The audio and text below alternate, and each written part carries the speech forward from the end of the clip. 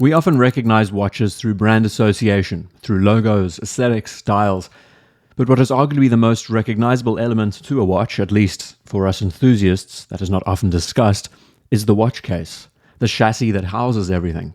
Actually one of the most important components if we think about it, and many of them are so recognizable today. We can classify a watch, we don't have to look at the dial, any of those specifics. We focus solely on the outer exterior, and we know exactly what the watch is. This video is going to cover the most iconic watch case designs, at least the most often seen. Your watch might not be featured in this discussion because there are many different case designs as we've seen them evolve over the decades, but the basis of the discussion is to not only look at the gradual evolution of these cases, but also address questions like what is the longest enduring, what is the most stylish, which is the most streamlined, possibly has the most future potential, and which is the most iconic, or the most recognizable case today when we tally all the watches together. It's probably going to be a long discussion, but that's the joy of this exercise.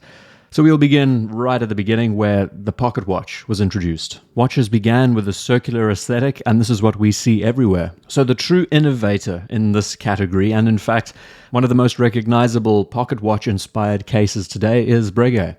The Breguet case, classified by its rounded aesthetic, but more importantly, the coin edging that surrounds it. A very important feature. It might be considered a style element today, something that makes the watch easy to define, but in fact, the coin edging was for grip, something to make it easier to hold onto, especially when you have sweaty hands or if you're in a different climate, when the weather is wet, if it's raining outside. All of these little factors play in. So not only does it have this simplified beautification, but is also functional and has this aesthetic quality. Design-wise, it's a brilliantly simple approach, and the result speaks for itself. This has now become a part of Breguet's identity, and that's where it all originated. The coin edge case, the pocket watch then evolving into the wristwatch. The next case design that became popular was the cushion case, and this case saw its style evolve from the early 20s all the way through until the 30s and the 40s. So we have a 4-decade period where these designs were very popular. Not only were these utilized with some of the early trench watches, but then we look further along the line, we see many brands we know today adopting the style of the cushion case. Makers like Rolex, Omega, Longines, everyone used it. Extremely popular. What the cushion case does so effectively is break up the rounded aesthetic and allow more presence for the watch on the wrist. Now back in that period, the average size for a watch was 33 millimeters, so the squared shoulders allowed for greater substance on the wrist, but also fell nicely into that Art Deco styling that was the rave back then. At the same time, the early 1900s, the introduction of the rectangular case. Names like Cartier and JLC are the ones that jumped on this very early and are now pretty much defined by the squared-off aesthetic, which is incredible to think almost 100 years later. Unlike the cushion case, the rectangular case has more verticality to it. It fits better on a watch strap, and we could say works better on the wrist. If we think just purely about streamlining, the beauty is that the strap and the case integrates so smoothly that there is barely a transition to be seen, and this makes for such a timeless aesthetic. It's not difficult to see how a design like this has endured for so long. What it also manages to do when it's contrasted against the cushion case is that it has less presence on the wrist. It's not a style that shouts about itself. We could say it's possibly the most conservative case designs, and the most enduring quality about it is that it doesn't offer much area for decoration. It's never been one to adopt flamboyant shapes. Instead, it's a lot more linear. What's fascinating is that this was pretty much the first time that the rectangular case was experimented with. Since the pocket watch, before then grandfather clocks were the first to really dabble in this area of verticality and straight lines. So seeing this shape on the wrist all of a sudden offers a different kind of rakish flair. Also being one that epitomizes the Art Deco styling of its era, but does manage to transcend away from that at the same time. So what happens then when you take the flamboyance of the cushion case and pair it with a rectangular case? The result is what we call the tonneau-shaped watch. And this one shares a little bit of both. It has its foot on both sides. A level of restraint. We wouldn't say as much timelessness to its aesthetic, but at the same time does have a bit more flair to its design. We have seen this shape used before, and in fact it has seen a revival since the 90s. A couple of popular brands have started experimenting with this design again. It's a case style that does have potential, but also needs to have a specific dial paired with it to work effectively. Similar to the last two pieces discussed, it has the ability of offering more presence on the wrist, but at the same time feels more integrated, how the verticality of the case integrates with the leather strap, and if addressed correctly, the results can be beautiful. A standout case design originating around the 40s, which was brilliantly simple, one that we see often shared with a handful of brands, is the twisted lug or the Lyre Lug case, one that we can commonly associate to a handful of brands. We see it often with professional cases today on a couple of models. It originated on pieces like the Universal Genève Pole Router, the Hoya Carrera, but on simpler, more refined dress watches from IWC. The design of the Lyre Lug can move in many different directions, as we have seen, but this design is the dawn of a new age, a more organic approach to case manufacturing, where the beauty is now shown and highlighted between the brushing and polishing, the separations on the case formed purely by the line work, the tonal separations on the case made by the manufacturer. What it does so well is take what could have been a fairly restrained design, and through the process of finishing, create something completely different. Interestingly, instead of increasing the watch's presence on the wrist, the Lyre Lug manages to bring the presence down. And then the Oyster case. One of the designs that is so often spoken about. It's a name that rolls off our tongues. It's very easy to remember, easy to identify. In contrast to the more flamboyant approach of the Lyre Lug case, this is the simplified approach. And we've seen this evolution over time, very restrained, on watches like the Datejust.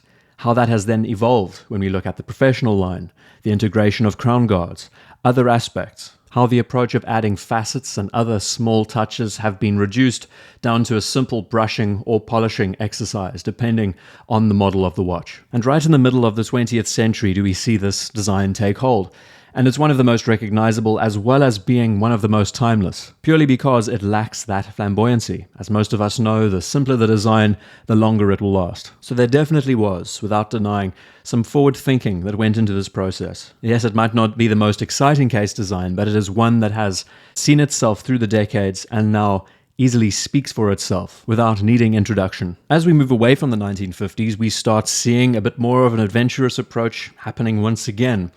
The introduction of the skin diver case is one important area to flag. We all notice they have a similar style and aesthetic, one that adopts a more squared format without much polishing to the outside surfaces and sharpened edges. These styles can be easily identified today, belonging solely to the early 60s to the late 60s. A 10-year period saw the evolution of the skin diver case. The interesting element that always grabs me about this style is that it looks to be built around utility. It looks to be a working watch. One of the most noticeable elements to the skin diver case is that gap between the strap and the case and how it is filled by extra metal. The idea being that there is a more integrated feel when the strap and the case is paired. And it works nicely. We can see that the choice around this design was solely for the idea of strap integration, the use of nylon straps for the first time. And the presence of the skin diver case always speaks tool watch. As we then transitioned into the 70s, so designs became a little bit more creative. The introduction of the turtle case is one that is solely defined by Seiko, which is quite interesting. And like many others in this period,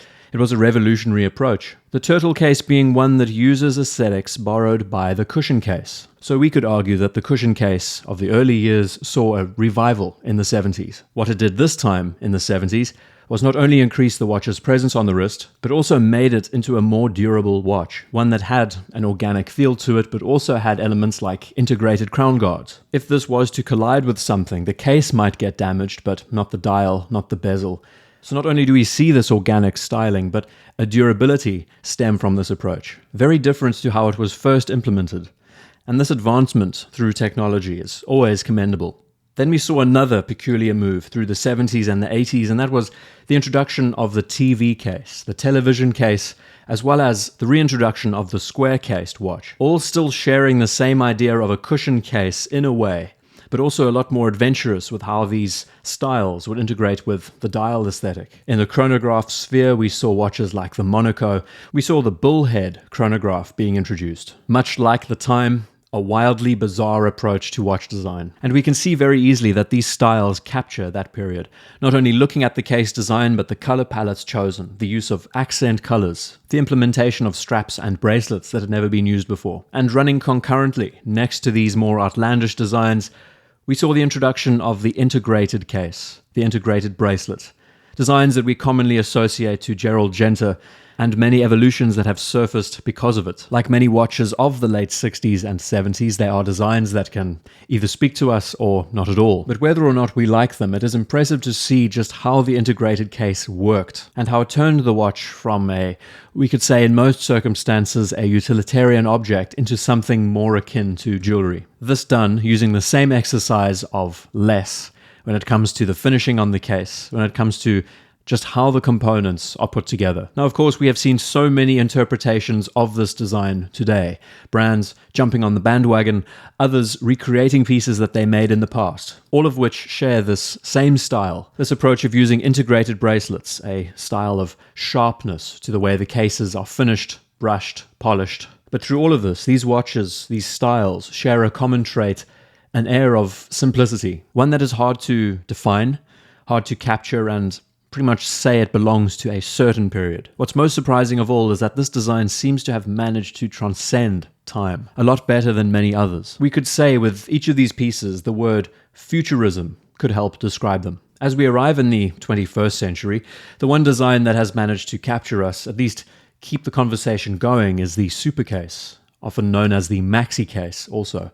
Assigned to a specific brand, Rolex again, but as of now, 10 years after its introduction, it's a style that has defined that period of time, and it seems like the brand has moved away from this approach. The supercase is one that has also managed to specify that time, where in the early 90s and onwards, the bigger watch was more of a talking point. People wanted presence on their wrists. And through the squared off edges of the supercase, though it is pretty bizarre, it managed to do something that many others didn't. It kept its nominal size, but like the cushion case, increased its overall wrist presence. Visually, it looked bigger without sacrificing its golden proportions. And as we arrive now in the present, we see many of these designs returning, reintroduced, as well as the introduction of organic case design styles. Ones adopted by newly established brands, horology brands, watch case styles that have a more technical outlook with articulating lug designs, evacuated lugs, some using hybridized coin edging, others with lugs that you can quite literally remove and reattach. The process of manufacturing now is better than ever.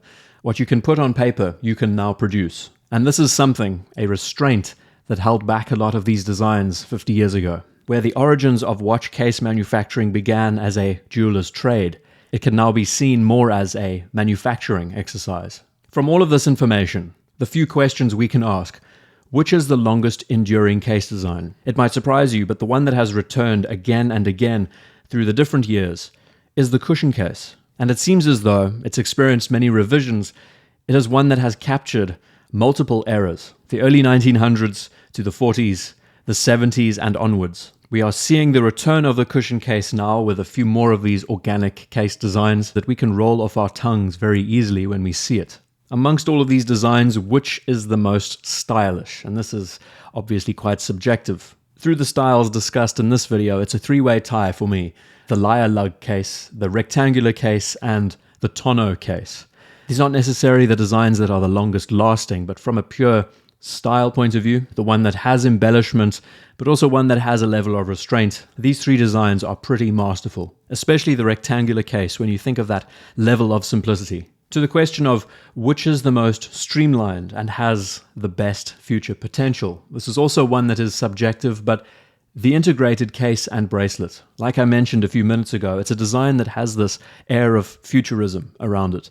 It's very difficult to classify where it sits through the developmental period of watch case design, and this is what makes it unique. Maybe this is why collectors love them so much, why designers tend to appreciate them. Another important thing to note is that they belong solely to themselves, and they don't borrow elements from other eras. And the last question, which is the most iconic, the most recognizable?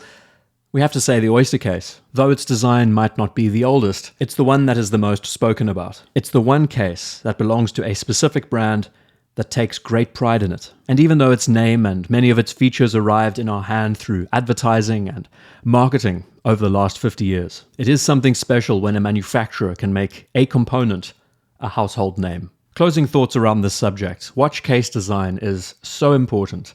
It's not often discussed and deserves much more attention. The gradual evolutions of these designs have shown us what works, what doesn't work, and ultimately what has stood the test of time. The crazy thing is that without cases, we wouldn't know the watches and the components they house today.